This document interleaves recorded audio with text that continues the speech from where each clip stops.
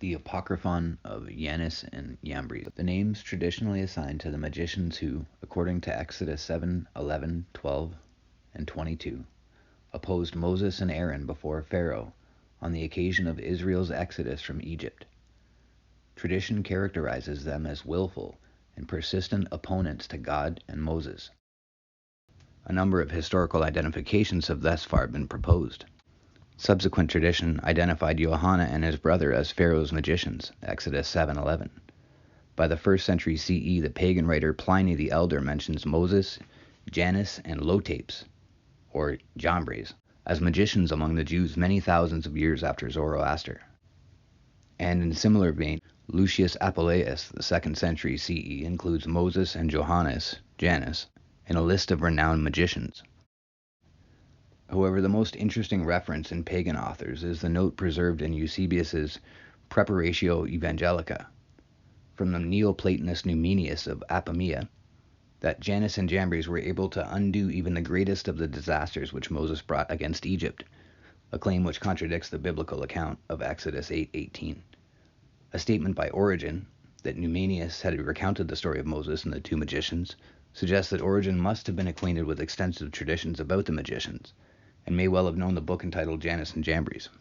Because of their mention in 2 Timothy 3, 8, and 9, Jannes and Jambres frequently appear in later Christian sources, which merely echo the New Testament reference or give more details of their wicked behavior. The story was clearly well known since most references presuppose an acquaintance with it. Unfortunately, only snippets of the tale have survived. The two brothers are said to have been magicians at the court of Pharaoh Ahmoses, John of Nikiu, or Pharaoh Chencheres, who is the pharaoh that drowned with his army in the Arabian Gulf.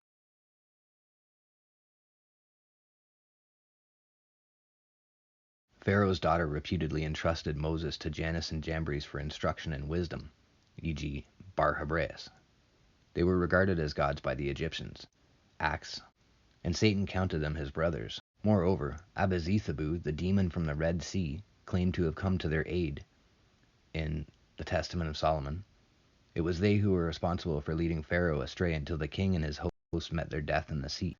Moses, in the course of their altercations with him, afflicted their adherents with sores, and sent the mother of one of them to their death. The two brothers tried to withstand God's mighty acts by means of fake magic, but when bested by Moses, they confessed in pain from their sores that God was active in Moses.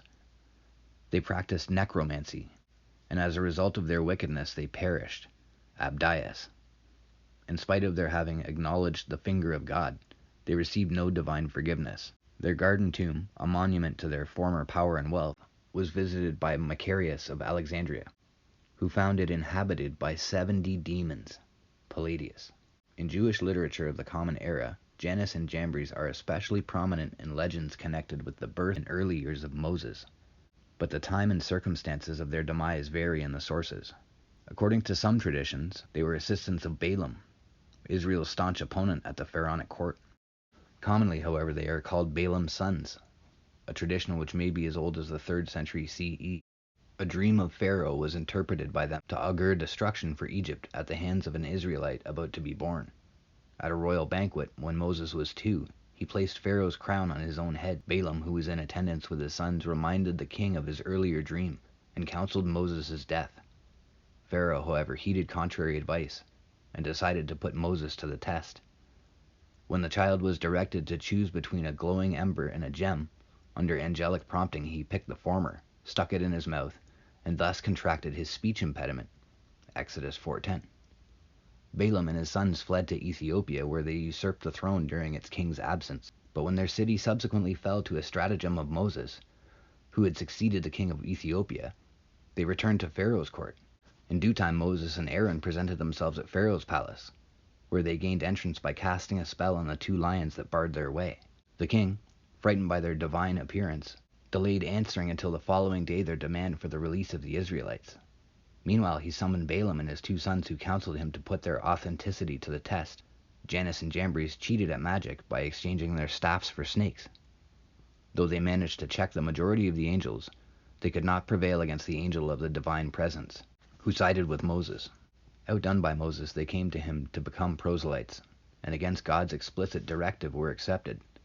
Thus a mixed multitude, Exodus 12:38, with Jannes and Jambres at the head, accompanied Israel out of Egypt. It was they who were the real culprits in Israel's idolatrous extravaganza at Sinai, and consequently were killed by the Levites. Alternatively, in Jewish tradition, Jannes and Jambres, flying above the Red Sea on self-made wings, were destroyed by an angel dispatched by God. A minor tradition has them executed together with Balaam and the princes of Midian in accordance with Numbers 31:8. The book. The earliest reference to a book entitled Jannes and Jambres is in the Latin translation of Origen's commentary on the Gospel of Matthew. This book was thought by Origen to have been the source for Paul, the presumed author of 2 Timothy. Later references are found in the Ambrosiaster, the Decretum Galatianum, and some Syriac and Middle English sources. Fragments of the book in Greek are extant in a Vienna papyrus from P. Chester Beatty in the 3rd and 4th century. A fragment of a translation into Latin has been preserved in a manuscript of the British Library. All texts are fragmentary, but they add a wealth of detail to our knowledge of the story. The remnants of the book commence with the magician's genealogy, and then move through various phases of Jannes' opposition to Moses.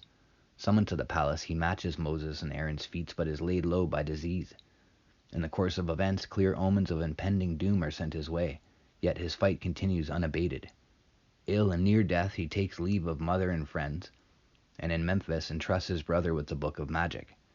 After receiving news of the disaster at the Red Sea, Jannes meets his own end. He is lamented by his mother, who subsequently dies a violent death, and is buried by her surviving son near the tomb of Jannes. Brought up from Hades by Jambres, the shade of Jannes launches into a lengthy admission of wrongdoing. We do not know the response of Jambres in his final end. In at least its final literary form, the book quite clearly is a confession, hence underscoring the title given it in the Decretum Galatianum, the confession or penitence of Jannes and Jambres. The essence of the tale is the magician's deliberate and determined opposition to Moses, God, in the face of repeated divine warnings. Their obdurate behavior precluded forgiveness forever. It is this aspect of the plot that suggests Jannes and Jambres as the oldest precursor of the Faust legend. The end of Jannes and Jambres was no doubt intended to serve as a warning to the believing community. Though the Jannes and Jambres tradition probably arose on Palestinian soil and in a Semitic-speaking environment, there is no indication that the original language of the book was other than Greek. The date of origin of the tradition can hardly be much later than the 2nd century BCE, while the book was written probably at least as early as the 2nd century CE. The Apocryphon of Jannes and Jambres, the magicians who, according to Exodus 7, 11, 12, and 22, opposed Moses and Aaron before Pharaoh on the occasion of Israel's exodus from Egypt. Tradition characterizes them as willful and persistent opponents to God and Moses,